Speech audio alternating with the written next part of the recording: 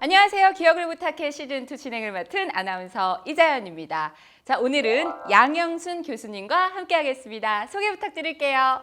네, 안녕하세요. 저는 순천향대학병원 신경과 양영순입니다. 저는 현재 대한치매학회 보험이사를 맡고 있습니다. 네, 오늘은 치매 증상을 보이는 뜻밖의 질환들에 관련된 이야기를 좀 나누어 볼까 해요. 이런 병에 걸렸는데 치매 증상이 나타난다고? 이렇게 놀라실 만한 그런 병들이 있더라고요. 좀 어떤 게 있을까요? 우리가 흔히 퇴행성 치매만 알고 있는데요. 그냥 약물이라든지 비타민 결핍인데도 치매를 일으킬 수 있다. 이럴 수 있거든요. 오늘 아마 이거 잘 들어보시면 이유를 알게 될 겁니다. 잘 꼼꼼하게 체크하면서 이거 딱 캐치하면서 좀 오늘 방송 함께 하겠습니다. 우리가 일상생활에서 약 복용과도 조금 관련이 있다고 들었어요. 그래서 깜짝 놀랐거든요. 좀 요거에 대해서도 구독자분들께 재미있게 좀 설명을 드리기 위해서 저희가 밸런스 게임으로 좀 질문을 준비를 했습니다. 어려운데? 준비 많이 했죠? 네, 많이 하셨어요. 자, 첫 번째 질문 게임 시작하겠습니다.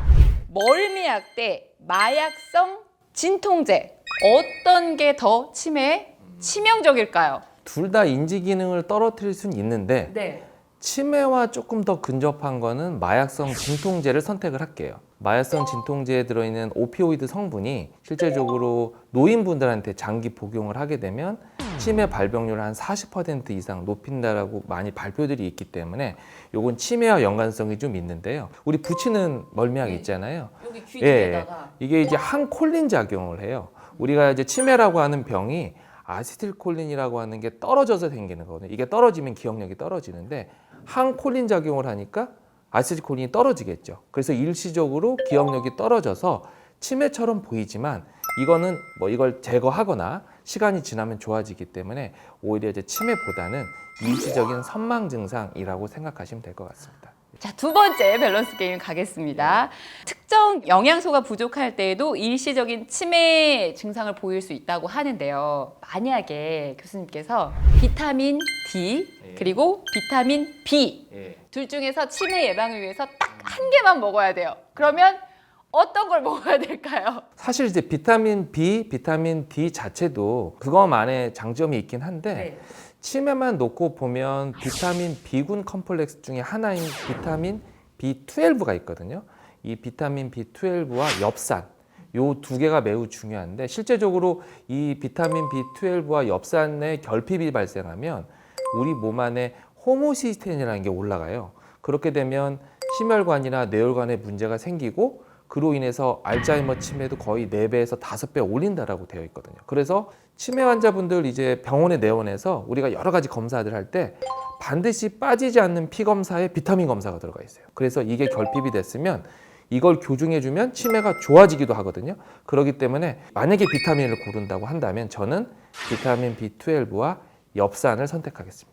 그러면은 비타민 B랑 엽산을 영양제처럼 좀 챙겨 먹는 거 도움이 될까요? 정상인 상태는 큰 의미는 없고 결핍이 된 거를 이제 피검사 수치로 알게 되면 드시는 게 좋죠. 처방을 받고 약을 복용하는 게 도움이 될까요? 처방을 받는 게 낫습니다. 이제 주치 선생님 통해서. 그냥 알아서 막 약국 가서 사 드시면 안 되고요. 그건 안 꼭 되죠. 전문가의 처방을 뭐든지 받으시고. 과하면 안 되기 때문에. 그렇죠. 치매 증상을 보이는 좀 다양한 그런 뜻밖의 질환들과 관련된 이야기 나누고 있는데 그 중에서 대표적인 것이 일과성 기억 상실이라는 게 있다고요. 그러니까 이름에서 나온 것처럼 일과성 전기억 상실증이거든요. 그러니까 지속적이지 않고 그냥 일시적으로 전체 기억이 상실되는 병이에요. 마비가 오거나 이런 신경학적인 문제는 없는데 근데 이게 또 24시간 이내에 회복이 돼요. 근데 24시간 안에 회복이 되면 치료 안 해도 되는 거 아니에요? 자, 저도 가끔 그러거든요. 막 깜빡깜빡하고 생각 안 나고. 그렇다고 다 병원을 찾아가진 않잖아요. 우리가 그냥 단순 건망증을 말하는 게 아니라 보통 1시간에서 7시간을 통째로 잃어버려요. 그러니까 보통 이런 환자들이 병원에 내원하면 여기가 어디지? 내가 누구지? 너 누구야? 이런 형태로 통째로 전혀 기억이 안 나고 그 이후에 정상이 되거든요. 그럼 나는 그때 일은 전혀 기억 못하고 대신 그걸 목격한 사람들은 그랬더라 라고 얘기를 하게 되는 거죠. 예전에는 다양한 원인들이 있었어요. 그러니까 회마에 혈류 장애로 생긴다 뇌전증이 생겨서 일시적으로 기억력이 떨어질 것이다. 네.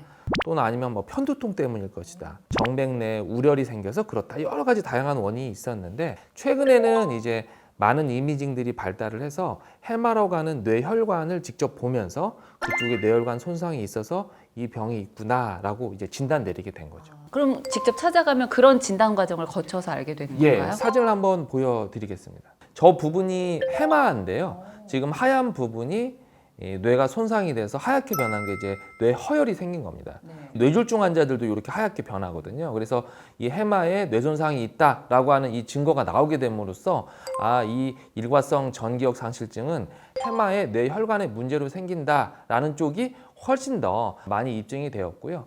예전에는 이 일과성 전기역 상실증이 환자 증상으로 와서 응급실에 내원하게 되면 다 MRI나 이런 검사가 정상입니다 라고 끝나버렸어요. 그래서 별병이 아닌 것처럼 느껴졌지만 이제 우리가 요거를 3일 뒤에 다시 찍는 이런 프로토콜을 만들었어요. 그래서 3일 뒤에 찍으면 네거티브로 되어 있는 게 3일 뒤에 나타나게 되거든요. 그래서 현재는 이제 일과성 전기역 상실증은 이렇게 다 사진을 찍어서 진단을 내리고 있을 정도로 이런 해마 쪽에 뇌혈류 장애로 생긴다라는 이제 가설이 확실하다 이렇게 생각하시면 될 것 같습니다. 예. 갑자기 밸런스 게임 질문이 생각났습니다. 내시경 할 때요.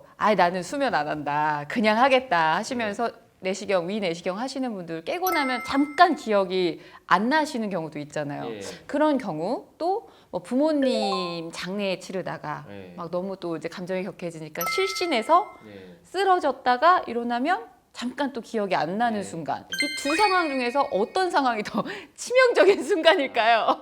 지금 이 두 가지 경우가 제 환자들 중에도 있어요. 일과성 전기역 상실증의 원인 중에 우리가 과도한 스트레스가 들어갑니다. 그래서 지금 말씀하신 밸런스 게임의 이 두 가지가 네. 다 일과성 전기역 상실증을 일으킬 수 있는, 그러니까 반드시는 아니지만 네. 일으킬 수 있는 상황이다라고 알고 계시면 됩니다. 자, 이어서 그러면 치매 증상을 보이는 질환 두 번째. 크로이츠펠트 야코병. 말이 굉장히 길고 어려운데요. 이 병에 대해서도 좀 설명을 부탁드리겠습니다. 우리가 대표적인 알츠하이머병 아시죠? 알츠하이머 치매는 뇌 아밀로이드라고 하는 단백질이 침착이 되는 병이고요. 이것도 마찬가지. 이거는 프리온이라고 하는 단백질이 침착되는 병인데 프리온은 정산 단백질이에요. 그런데 어떤 요인에 의해서 이 프리온이 스크래피프리온이라고 하는 다른 변성 단백질로 바뀌면서 녹지 않고 뇌를 파괴시켜서 생기는 게 크로이츠펠트 야코병 치매다라고 보시면 됩니다. 알츠하이머병이랑 뭔가 좀 비슷한 구석이 있는데 그렇죠. 예. 그렇다면 뭐 진행이나 증상이나 이런 것도 좀 서로 닮아 있는 점이 있을까요? 예. 생기는 거는 비슷한 게 생기는 것 같지만 이건 매우 치명적인 겁니다. 그러니까 발병하면 1년 내 90%가 사망을 하는 병이에요. 증상은 갑작스럽게 심한 치매가 있고요. 근간대성 경련이라고 경련도 좀 동반이 되고 그다음에 시야 증상도 문제가 생기고 약간 비틀거리기도 하고 아주 심한 분들은 무동속 무언증이라 그래서 말도 안 하고 잘 움직이지도 않아요. 이런 증상이 있으면 저희가 이제 여러 가지 검사를 통해서 크루치펠트 야코병 진단을 내리는데 사실 진단 내리는 게 좀 두렵죠, 사실. 이렇게 진단 내리게 되면 그 환자한테는 뭐 거의 사형선고나 다름이 없기 때문에. 예. 와, 정말 무서운 병이네요. 그리고 정말 안타까운 그런 병이 아닐 수 없는데 그렇다면 이 병을 어떻게 알 수 있을까요? 우선은 지금 앞서 말씀드린 증상이 있으면 그 증상이 있다고 다 이 병은 아니에요. 정확하게 진단 내려야 돼요. 왜냐하면 그럴 수 있는 치매들도 있기 때문에. 그런데 이제 검사를 하게 되면 전형적인 MRI 소견이 있어요. 여기 그림 한번 보시면 MRI를 찍게 되면 저기 지금 하얗게 보이는 부분들이 지금 문제가 있는 건데 그냥 단순하게 작은 부위에 이런 뇌 손상이 있는 게 아니라 전체적인 뇌 폐질이라든지 아니면 기저액이라든지 이런 부분들이 다 하얗게 변하는 이런 전형적인 소견이 있고 간접적으로 뇌 척수액 검사를 해서 이 뇌를 보는 거거든요. 그래서 여기에서 검사를 하게 되면 14-33 단백질이라는 게 있어요. 그게 양성, 그리고 이거를 증폭시킨 알트퀵이라는 게 양성이 나오면 크로이츠펠트 야코병을 확진해서 진단하게 됩니다.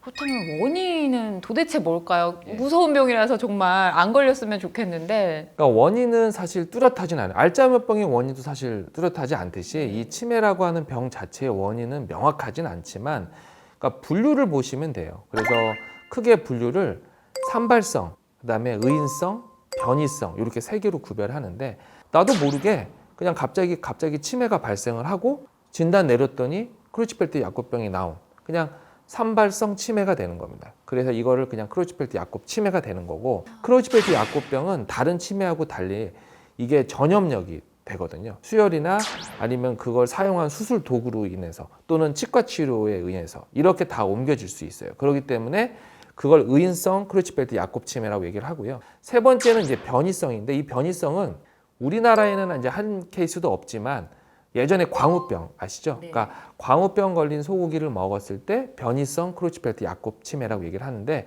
이거는 뭐 영국이나 미국에는 있지만 우리나라에는 아직 한 예도 보고된 바는 없기 때문에, 그래서 이게 이제 크로치펠트 야콥 치매의 원인 분류라고 보시면 될 것 같습니다. 특별히 뭐 예방할 수 있거나 이런 방법들은 예방법도 없을까요? 없고 네. 현재 치료법도 없습니다. 알츠하이머 치매처럼 이제 요 크로치펠트 야콥 치매도 몇 가지 약제로 임상들은 진행을 하고 있지만 아직 뚜렷한 결과는 나오지 않고 있습니다. 자, 오늘은 치매 증상을 보이는 뜻밖의 질환과 관련된 이야기들을 나눠봤습니다. 좀 생소한 이야기도 들었고요. 좀 알고 있었지만 명확해지는 이야기들도 있었습니다. 오늘 방송 함께 하셨는데요. 오늘 소감 어떠셨나요? 저는 이자연 아나운서님하고 이렇게 하니까 너무 좋았고요. 단순한 알츠하이머나 쉬운 병만 알 수도 있지만 좀 희귀하고 좀 생소한 치매를 말씀드린 이유가 이제 치매도 다양하다는 걸 좀 말씀드리고, 또 이런 병을 알고 있어야지 빨리 또 병원에 오실 수 있기 때문에 그런 의미로 이런 시간이 매우 뜻깊다고 생각합니다. 네, 아마 많은 구독자분들께서도 도움 받으셨을 것 같습니다.